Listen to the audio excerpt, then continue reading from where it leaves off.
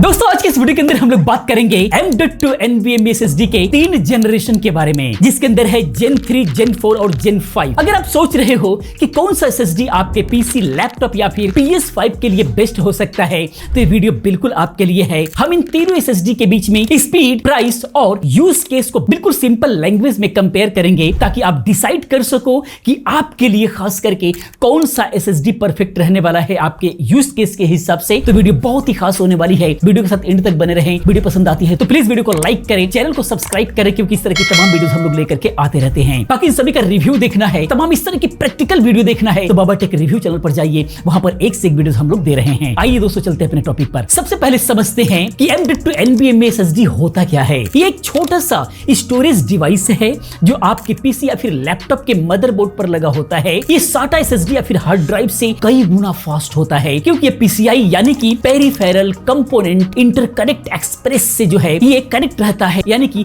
PCIe interface को use करता है, जिसकी वजह से ये बहुत ही फास्ट होता है। हर जनरेशन यानी कि Gen 3, Gen 4, Gen 5 का जो बैंडविड्थ होता है जस्ट डबल होता चला जाता है। इसको थोड़ा सा और डिटेल में समझ लेते हैं। अगर हम PCI Gen 3 की बात करें तो इसकी जो स्पीड होती है 8 GT पर सेकेंड होता है, यानी कि GT पर सेकेंड का मतलब ये हो गया गीगा ट्रांसफर पर सेकेंड होता है। यानी इसके अंदर एक्चुअल स्पीड की बात करें 1 GB पर सेकेंड पर लेन होता है। 4 लेन के साथ अगर हम देखें यहाँ पर इसकी मैक्सिमम स्पीड तो 3500 MB पर सेकेंड स्पीड आती है। वहीं पर PCI Gen 4 की अगर हम बात करें तो इसके अंदर 16 GT पर सेकेंड होता है, यानी कि इसकी स्पीड जो है वो निकल करके आएगी 2 GB पर सेकेंड पर लेन। मैक्सिमम स्पीड इसकी जो होती है 7000 से लेकर के 8000 MB पर सेकेंड तक होती है। फिर PCI Gen 5 की बात अगर हम करें तो यहाँ पर 32 GT पर सेकेंड होता है, यानी कि यहाँ पर जो स्पीड आपको मिलेगी वो 4 GB पर सेकेंड पर लेन की स्पीड मिलेगी। इसकी मैक्सिमम जो स्पीड है वो मिलेगी आपको 14000 MB पर सेकेंड तक जो है, या फिर इससे भी ज्यादा आपको देखने को मिलेगा। लेकिन स्पीड के अलावा और भी फैक्टर होते हैं जो डिसाइड करते हैं कि कौन सा SSD आपके लिए बेस्ट है, जैसे प्राइस, कैपेबिलिटी और आपका यूज केस बहुत ज्यादा मायने रखता है। अब यहाँ से आपको एक एक पॉइंट क्लियर हो जाएगा कि एक्चुअली आपके लिए सही कौन सा रहने वाला है। बस वीडियो को अंत तक जरूर देखना, बहुत ही इंपॉर्टेंट वीडियो होने वाली है ये। PCI Gen 3 SSD की पहले हम बात करते हैं तो ये सबसे पुराना और अभी भी मोस्ट पॉपुलर ऑप्शन आपके लिए हो सकता है। खास करके बजट पीसी बिल्डर्स के लिए ये बहुत ही सॉलिड चॉइस है। वैसे अगर हम देखें आज के रेट में प्राइस के अकॉर्डिंग तो बहुत थोड़ा मोड़ा का अंतर आ रहा है, लेकिन फिर भी अगर सस्ता मिलता है तो Gen 3 एक बहुत बेहतरीन ऑप्शन है। अगर हम इसके स्पीड की बात करें तो इसकी सिक्वेंशियल रीड राइट स्पीड जो है 3000 से 3500 MB पर सेकेंड आपको मिल जाती है। रैंडम रीड राइट स्पीड भी बहुत अच्छी होती है, जो डेली टास्क के लिए काफी है। इससे ज्यादा यूज की जरूरत है जो लोग डेली टास्क करते हैं। अगर हम कैजुअल यूजर की बात करें तो वेब ब्राउजिंग हो गया, ऑफिस वर्क हो गया, फिर लाइट गेमिंग हो गया, इन सब के लिए Gen 3 SSD बिल्कुल परफेक्ट है। बूट टाइम और ऐप लोडिंग सुपर फास्ट होते हैं कंपेयर टू HDD यानी कि हार्ड ड्राइव या फिर SATA SSD, अगर उसके हिसाब से देखा जाए तो। बाकी ओल्डर सिस्टम के लिए अगर हम बात करें तो अगर आपका मदरबोर्ड सिर्फ PCI 3.0 को सपोर्ट करता है, जैसे इंटेल का 10th जनरेशन हो गया, फिर उससे नीचे वाले जो जनरेशन है उसके लिए फिर AMD का 3000 सीरीज तक हो गया, तो आपको Gen 3 ही लेना चाहिए। इससे ऊपर जाने का कोई फायदा आपको होने वाला नहीं है, पैसा बर्बाद जाएगा। बजट गेमर्स के नजरिए से देखा जाए तो गेम्स जैसे GTA 5 हो गया, फिर Valorant हो गया, इनका लोड टाइम Gen 3 के साथ में काफी अच्छा होता है और Gen 4 से ज्यादा डिफरेंसेस आपको नजर नहीं आएगा, इसीलिए ज्यादा पैसे देने की जरूरत नहीं है। अगर हम प्राइस की बात करें तो 1 TB Gen 3 SSD की बात करें तो 4500 से 6000 रुपए के अंदर आपको मिलेगा। अलग अलग ब्रांड वाइज जो है ये वेरी करता है, जैसे Samsung 970 EVO या फिर WD का SN 770 यहां पर आपको देखने को मिलेगा।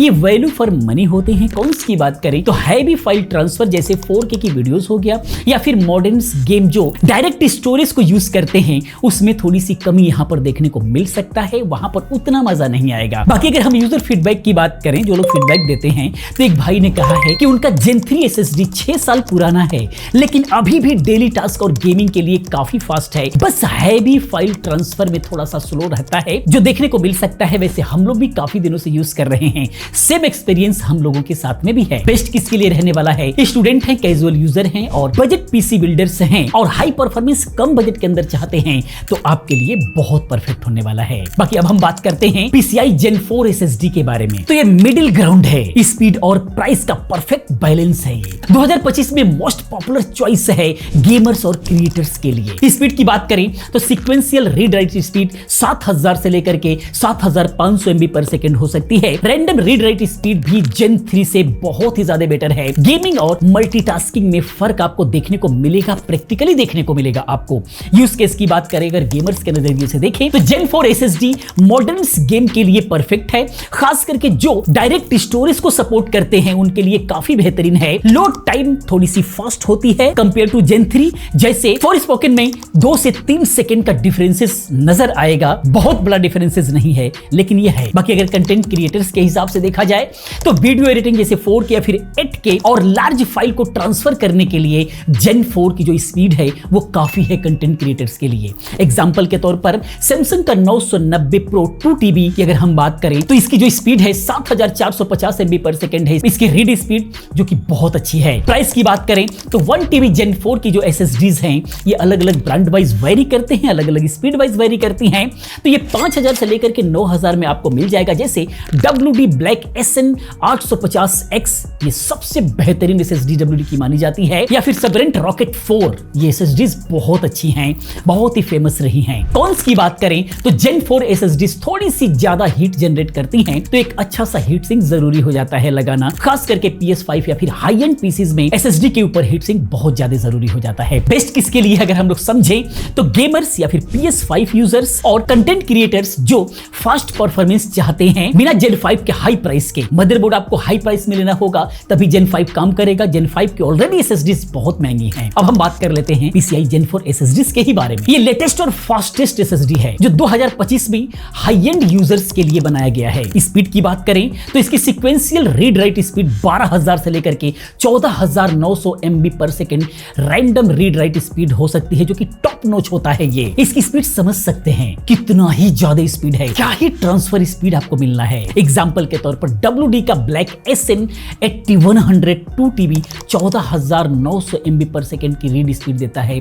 आप समझ सकते हैं क्या ही स्पीड इसके अंदर मिलने वाला है। यूज केस की बात करें प्रोफेशनल क्रिएटर्स जिनको 8K की वीडियो एडिटिंग करना है, 3D रेंडरिंग करना है और AI मॉडल ट्रेनिंग जैसे टास्क के लिए Gen 5 SSDs गेम चेंजर साबित हो सकता है। लार्ज फाइल जैसे 100 GB प्लस तक की जो फाइलें हैं उनको ट्रांसफर करना इसके लिए सेकंडों का काम है। इधर से कॉपी किया, पेस्ट किया, कट किया, पेस्ट किया, फटाफट जाएगा। आने वाला जो फ्यूचर है वो इतना फास्ट होने वाला है कि आप इसके स्पीड से समझ सकते हैं। बाकी हाई एंड गेमर की अगर हम बात करें तो अगर आप एक फ्यूचर प्रूफ सिस्टम चाहते हो और ऐसे गेम्स डायरेक्ट स्टोरेज का फुल यूज करते हैं तो Gen 5 एक बेस्ट SSD उनके लिए हो सकता है। लेकिन अभी 2025 में सिर्फ कुछ ही गेम ऐसे हैं जो इसका फायदा उठा पा रहे हैं। बाकी सर्वर और डाटा सेंटर की अगर हम बात करें तो Gen 5 SSDs जैसे Samsung PM1743 सर्वर में यूज होते हैं क्योंकि इनकी स्पीड और एफिशिएंसी बहुत ही जबरदस्त होती है। प्राइस की अगर हम यहां पर बात करें Gen 5 की तो 1TB Gen 5 SSDs 9000 से लेकर के 18000 रुपए तक देखने को मिलेगा। ये काफी कॉस्टली है अभी, तो अगर बजट नहीं है तो आप इसको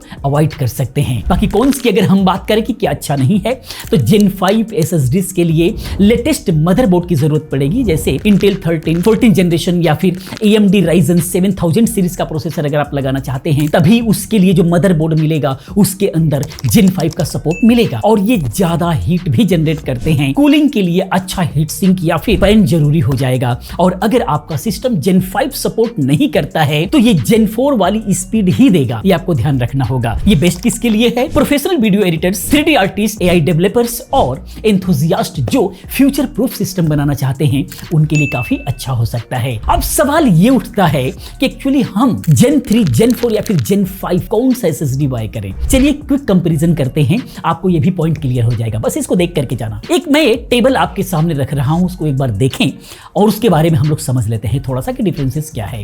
Gen 3 की बात करें तो बेस्ट फॉर बजट यूजर और पुराने सिस्टम के लिए बेस्ट है। अगर आपका मदरबोर्ड Gen 4, 5 को सपोर्ट नहीं करता है तो आपको यही लेना चाहिए Gen 3। Gen 4 की बात करें गेमर्स, PS5 यूजर्स और कंटेंट क्रिएटर्स के लिए परफेक्ट है।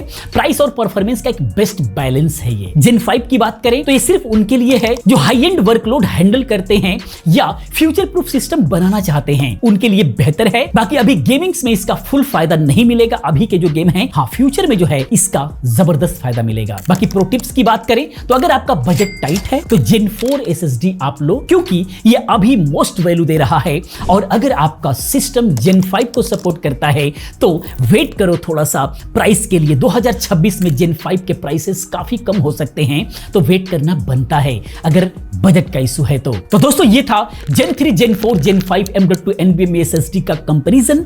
बजट यूजर्स के लिए Gen 3, गेमर्स और कंटेंट क्रिएटर्स के लिए Gen 4 और प्रो एडिटर्स के लिए Gen 5 बेस्ट रहने वाला है। आपका यूज केस क्या है और आप कौन सा SSD लेने वाले हैं कमेंट में जरूर बताते रहें। और हाँ, इस वीडियो को लाइक जरूर करें, चैनल को सब्सक्राइब करें, क्योंकि इस तरह की तमाम वीडियोस मैं लेकर के आता रहता हूं। और बेल आइकन को दबाना ना भूलें ताकि हमारी सभी टेक वीडियोस आप तक पहुंचती रहे, आपसे मिस ना हो, क्योंकि ऐसा अपडेट्स मैं हमेशा लेकर के आता रहता हूं। मिलते हैं अगले वीडियो में किसी और अच्छी इंफॉर्मेटिव वीडियो के साथ में। पूरी वीडियो देखने के लिए, चैनल को सब्सक्राइब करने के लिए आप सभी का बहुत बहुत धन्यवाद।